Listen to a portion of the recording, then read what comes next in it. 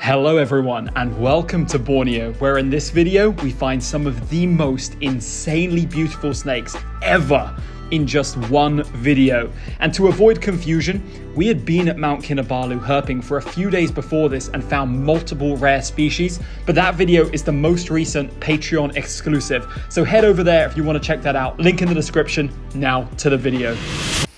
All right, new day. We just did a bit of walking inside the park. We didn't see anything this time, and after last night's mega hike of like 13 plus kilometers, not including daytime walking, we're a little bit tired and we want to save energy for tonight. So I think today's daytime herping is going to be truncated quite literally, and we're going to go rest up and head down to the lowlands tonight. We're just feeling like taking a little break from the montane areas. We're definitely going to spend at least one more night up here chasing the targets.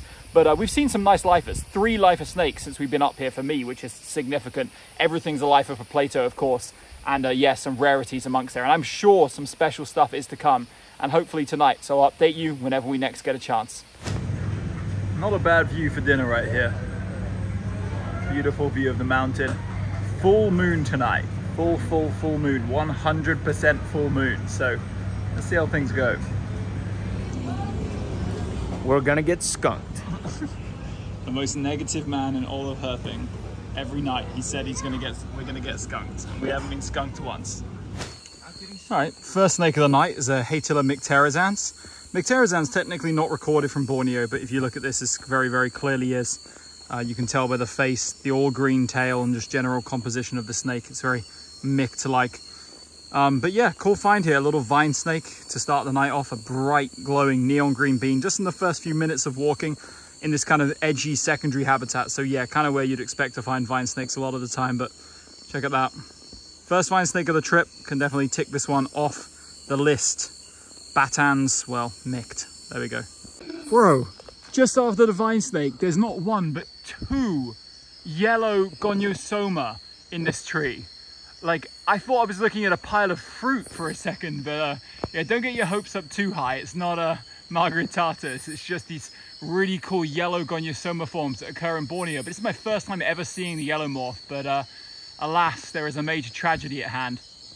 They are so high up, and it's like not a tree which is possible to climb. I mean, even if I could somehow get to these branches here, they look so dangerous, and it's like so far away from there. We'll try our best. Let's see how it goes. Oh my god, we actually got it down. Guys, look at this. We tied my snake hook to the end of this, and I had to jump, and I just managed to hook it in a way which made it jump down perfectly into Plato's arms. Like, where he's got it now, it has not been picked up off the ground. Like, it literally fell right down into his arms. We got this insane yellow Goniosoma oxycephalum. Like, that is absolutely unreal. Look how beautiful that snake is. I don't think it even looks as good on camera as it does IRL, but the black between the scales, and despite being like rudely awoken by tumbling to the sky into Plato's arms, it's not biting at all. Totally docile here, looking absolutely exquisite. Look at that snake. Wow. Can you guys turn your lights off, please? Yeah. Those ones, for some reason, they create this like flickering. Wow. It's not even small either, but it's still like a third less as big as the one that's up in that tree. But this was the one that was the only one that was even remotely feasible to find, feasible to get down. And I'm going to calm down and shoot some more video in a second. Look at that.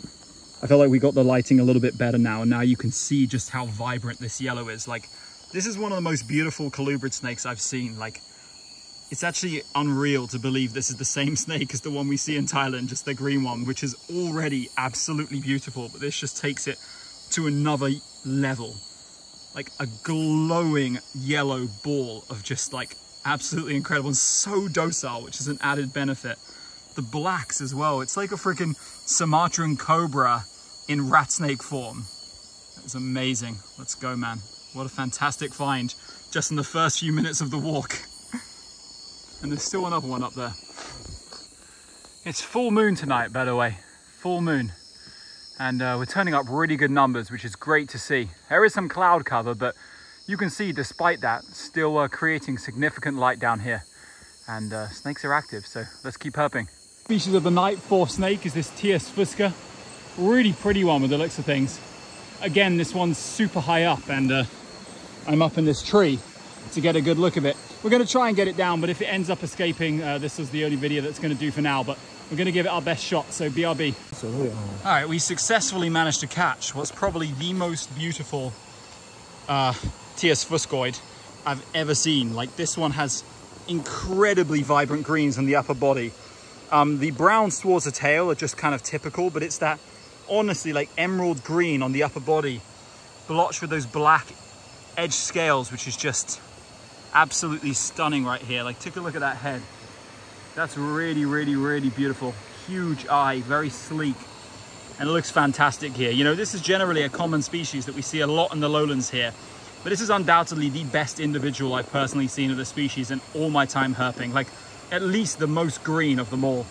It's just a fantastic snake, and another find tonight. Snake number 4. We're going to keep grinding because it's still very early here. Amazing. Look who I spotted in the rocks. All right, here we go. We got it out of that little crevice, which was not as hard as I expected. It actually had a big opening on the other side. And now you can see, can you try and keep it in like a more compact way? Yeah, I can see this really nice adult Boiga dendrophila annectens, which is the Bornean subspecies. Kind of similar to the Palawan one, but the bands aren't quite as regular, and a slightly different head pattern. But this is a super famous snake, incredibly popular, with one of the most unique and, let's say, one of the most distinctive and iconic color patterns of any in the world, that black and yellow banding. And this one's actually, even though you saw it open its mouth a second ago, hasn't tried to bite either of us. Super placid, this one, compared to how they can be. Generally, it depends on how you catch them. I brought this one out as like gently as I could to try and avoid it being a bitey boy, and that seems to have worked in this occasion. But in cases where you like grab them and like have to wrestle them out of somewhere, they always tend to be a lot more stressed and defensive. But this one's just chilling in Plato's hands, looking great. And Plato, how do you feel about this? This was one of my dream snakes in Asia, and I'm so stoked. Let's go. Yeah. Not super common in this area either, not by any stretch of the imagination.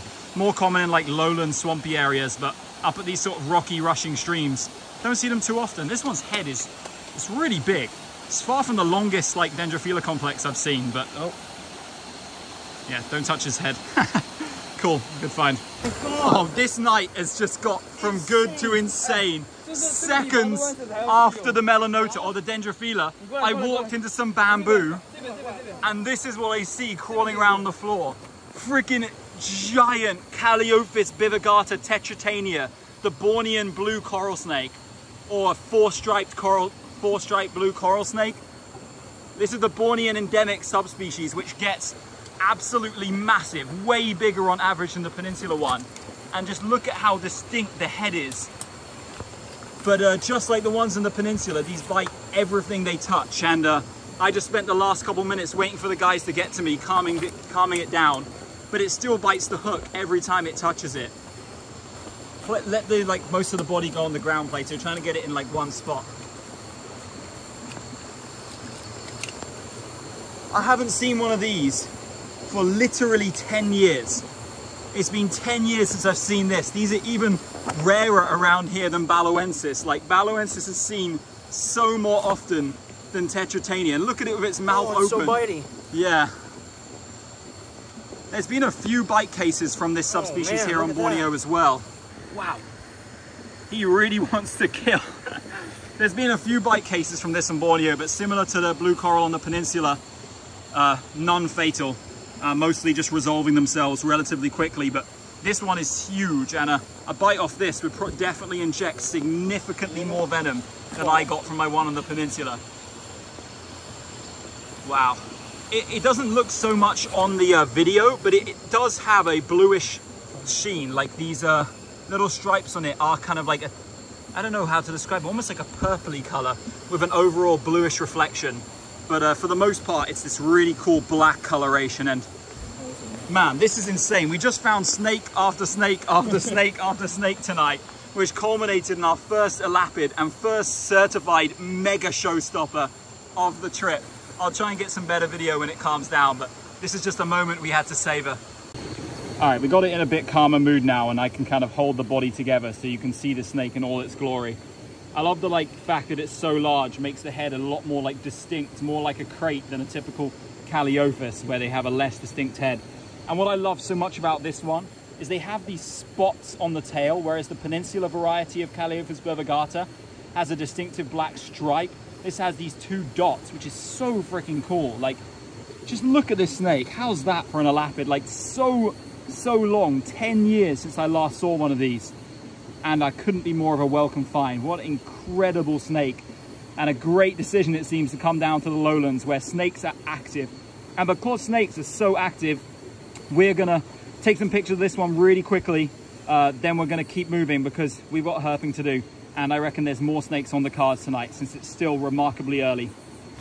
All right, our next find just showed up, and it's this amazing melanistic Boiga, the darkest one I've ever seen. The bands are hardly even visible up on the upper body, but it still has the yellow speckles, and it's just looking glorious here. See if we can get a look at that head there. Yeah, silver on the side of the head. Man, that is so freaking nice. I saw it at first and I was like, oh, Cynodon, but I could only see the venter. Then we brought it down and I was like, wait a second. And it's another freaking cool snake on what has been, well, a night just blowing us away right now. It's only just gone 10 p.m. and we're 6 species, 7 snakes deep. And look at this beautiful Cynodon, man. This is another snake, which will be fantastic to photograph. It's gonna look amazing in pictures under the diffused light. That is just so cool. Take a little bit of a better look. I'll brighten it up a tiny bit for a second. Hey, it's actually being cooperative as well. I rarely get these ever being cooperative for videos. You remember in the last one we got in Naratiwat, both of those ones actually, they were just never sitting still, impossible to film. This one looks fantastic here, and you can have a look at a true melanistic Boiga Cynodon. That's freaking cool. All right, no outro got filmed last night because my phone ran out of storage. I haven't been able to download footage in so long, but we've moved down permanently to the lowlands now after our time in the highlands because it was fantastic down here, obviously. And yeah, so we're gonna stick in this area. And look, weather looks kind of good actually. Nice thick clouds rolling in. Rain or shine though, lowlands always has good diversity, so let's see what shows up. All right, the guys are loading up and we're getting ready to head out. There's a little bit of drizzle in the air. It rained just a bit, so the ground is fairly wet. Decent conditions overall, no heavy rain, which I think is actually a good thing in these areas. So we're gonna go hard tonight and see what shows up. Let's go. Here's a good sign. Before we even got into the jungle tonight, already got a huge melanistic Cynodon. This one's quite similar to the last one, but has maybe more yellows on it. You see it's got this beautiful golden speckling throughout the body and becomes ultra dark towards the head. See if you can, this guy's up. Yeah, there you go. You can see the head a little bit better there. This one's massive though, way bigger than 2 meters, 2.5 meters maybe minimum if you get this stretched out. There's no way I can even fit that on screen, not even from this far away. That's so cool. Really impressive snake here with that distinctive black and yellow tail there and some really nice gold speckling on the body. That's awesome. We can't really get a look at the head because it's moving around a lot, but yeah, almost jet black on the upper part of the body. How cool is that? Great start. Okay, here's a much better look at it in Plato's hand. He kind of managed to get it bunched up, which is sometimes the impossible job of these, and you can see that incredible golden speckling on the body. This one, ultra dark, just a very large form, and the way it's retained some of those golds on the body is actually so beautiful. And that is a great snake right there. Already seen this one though, so we're just gonna set it right back in the bushes, keep hiking, and hopefully, yeah, this is a great omen. Some drizzle in the air, good weather for snakes. Let's see what shows up. All right, not too long after the Cynodon, we got our first little sub of the trip. It's a hatchling female by the looks of things, just chilling way up here. I had to climb freaking high to even get a look at this, but because it's a life affair, everyone else in the group, I figured I might as well. You know, we're looking for that big female, but little hatchling sub doesn't go awry. They are cute in their own way, little chubby little viper. So I'm gonna get it down and then show it to the other guys, and that'll probably be it. Rainy weather means slippery ground, so we're out here just sliding down hills, trying to rustle up some more stuff. We're not gonna be out too late tonight because we've got to factor in time for photography, but I'm optimistic, even though the rain is relatively heavy, it doesn't seem it right now, but it is, that we can rustle up 1 or 2 more species tonight. So the grind continues. Holy crap, guys. Look what Jay just spotted behind the hut. We went to go to the hut because it started pouring with rain, and this Balawensis was just cruising right next to it here. This is a sub-adult, so you can see it doesn't quite have the yellow head now. Oh God, why every time I film? It doesn't have the yellow head yet, because actually as juveniles, they start out with a red head, like typical Bungarus flaviceps. And then as they age, it gets more and more yellow. And this one's very much a sub-adult, probably around, what would you say, like 80 centimeters, 90 centimeters maybe? Something in that region. And very, very vibrant on the tail, incredibly vibrant on the tail, with such a nice distinctive kind of, I guess the best way to describe it would be like a pale brown or yellowish stripe. And of course, typical for this species, super, super docile, albeit a little bit twitchy at times, which can have people on edge. But try and put as much of its body as you can on the floor, Plato, so I can fit it all in. Yeah. This was like one of our absolute biggest targets coming here. Like, we were seriously on our grind looking for this, and coming down to the lowlands has proved to be an absolute genius move. And in 2 nights down here, we've got 2 of the ultimate elapids in Borneo, arguably the 2 most incredible elapids in Borneo. I think most people would agree. Of the Borneo endemic subspecies, Tetratania and Balawensis is just out of this world. Try and keep it still for a second, just let it go on the ground, Plato. Gently remove the leaf. Yeah, look at that. Such a cool age to find one. You know, last time we found a really big adult. This one is not a juvenile, but it's definitely young, and you can see it in that face. It just kind of has a very young looking face there. See if I can get some more focus on this.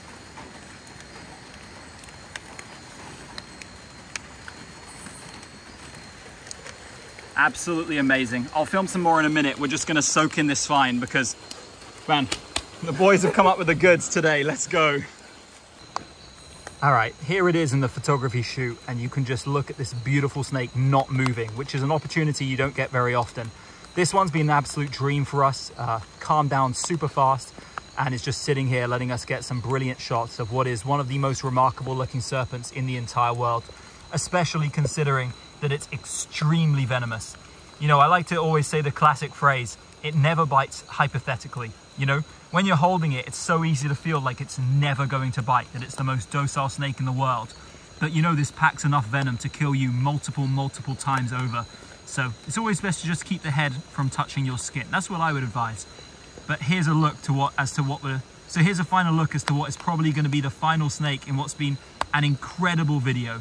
2 nights herping in the lowlands, which have completely turned our trip on its head and had some of the most legendary moments we've had in the field. This is amazing. What an incredible find. The Kinabalu red-headed crate, Bungarus flaviceps balawensis. Amazing. The rain's getting really intense now, but it brought out someone we've been missing the last couple days here. Well, the last time we were here and today. It's a freaking long-nosed horned frog. One of the most famous and iconic frogs in the area, which is usually really common around here. And look at his throat going there. Looks like he's about to make a call.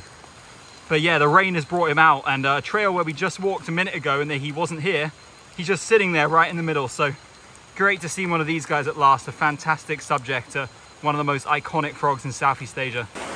All right, well, herping has been completely truncated. It's just like pouring with rain. Plato's out here braving it, but yeah, I think it's gonna be hard for us to turn up another snake. It just got so rainy, but hey, at least we saved the, well, at least we got the best part out of the way, and the leeches, they are very, very active. Hey, Plato, do you want a leech? Here you go. No, get away.